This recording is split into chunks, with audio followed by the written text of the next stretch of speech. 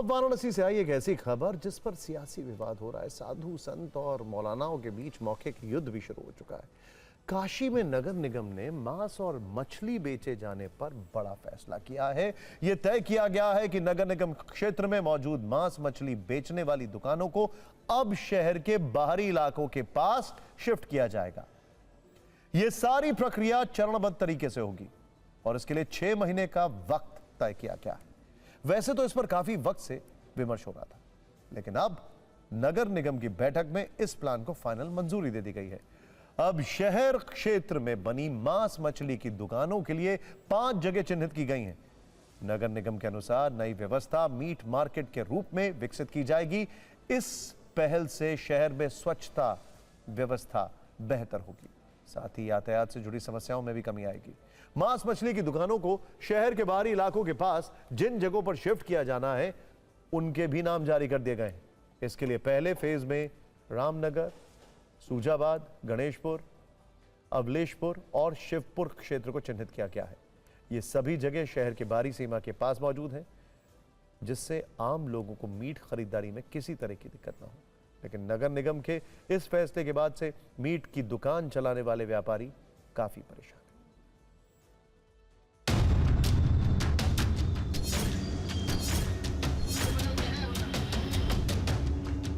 Meet, मांस और मछली की दुकानें शहर के बाहर 5 स्थानों पे हम लोग स्थापित करने जा रहे हैं। जितने दुकानदार हैं उतना दुकान हम बना के देने जा रहे हैं और ये अंदर 6 महीना के अंदर इसकी पूरी हम लोग बाहर करने की कोशिश करेंगे। बहुत कस्टमर भी दिक्कत होगा और जाने वाले को भी दिक्कत होगा। अब ये कहाँ बेचेगी? 10 किलो, 15 किलो, 20 किलोमीटर कहाँ बेचेगी? इतनी दूर कस्टमर थोड़े जाएंगे लेने के लिए।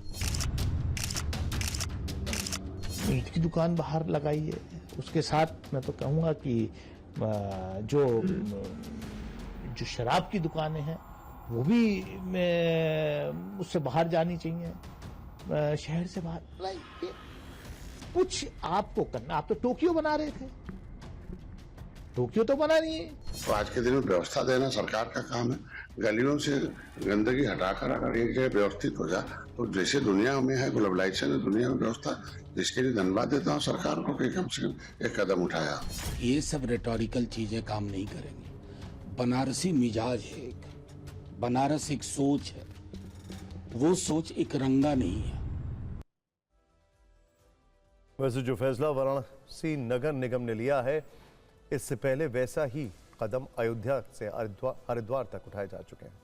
अयोध्या में राम मंदिर के 15 किलोमीटर का दायरा, जिसमें पंचकोसी परिक्रमा भी शामिल है, वहां नॉनवेज की बिक्री पर बैन है। 2021 में मथुरा वृंदावन नगर निगम के 22 वार्ड भी पवित्र तीर्थ स्थल घोषित किए गए थे। वहां भी श्री कृष्ण जन्मस्थल से 10 किलोमीटर के दायरे में मांस और मदिरा की बिक्री बैन है। उत्तराखंड के हरिद्वार में भी नगर निगम क्षेत्र में कच्चे मांस की बिक्री पर पूरी तरह से प्रतिबंध है। इसके अलावा भी ऐसे कई धार्मिक स्थल हैं जहां इस तरह के नियम हैं। लेकिन वाराणसी में हुए इस फैसले पर नेताओं के अलावा संत और मौलाना भी आमने सामने हैं।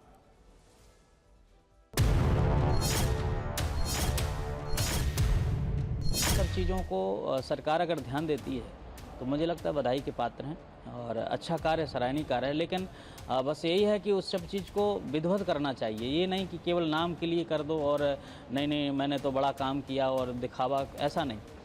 धरातल प्रकार होना चाहिए और मुझे लगता है कि वाराणसी के बीच में तो किसी भी प्रकार का मांस मदिरा सेवन होना ही नहीं चाहिए। ये एक इनअप्रोप्रिएट डिसीजन है, क्योंकि इससे न सिर्फ ये कि बिजनेसमैन बल्कि कस्टमर्स को भी इससे काफ़ी दिक्कत और परेशानी का सामना करना पड़ेगा। प्रधानमंत्री जी से निवेदन करेंगे कि पूरे भारत में मांस मछली की दुकानें मंदिरों के पास नहीं होना चाहिए।